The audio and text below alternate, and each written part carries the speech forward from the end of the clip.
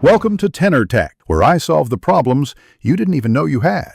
You start by ensuring Java 11 or newer is installed. Check with Java version. Once done, install Visual Studio Code and add the Kotlin extension so the editor recognizes files. Next, create a dedicated workspace folder for your project and open it in VS Code.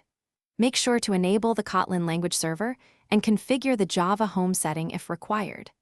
This gets you from nothing to an editor ready to compile and run Kotlin code immediately.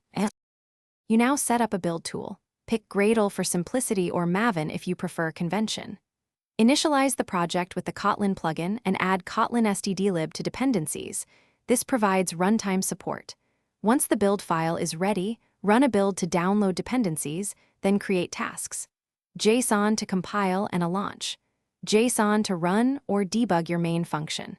Make sure source folders are set to src/main/Kotlin. This ensures reproducible builds and integrated debugging in the editor.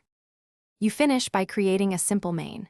KT with a main function and run it to verify compilation and execution. Once verified, use the Kotlin REPL or a code runner task for quick snippets without a full build. This speeds iteration. If things go wrong, make sure Java home points to JDK 11+. Restart the Kotlin language server, and open the extension logs to inspect errors. This single troubleshooting step resolves most issues and gets you back to coding quickly. Thanks for watching. Subscribe to keep your life in tune.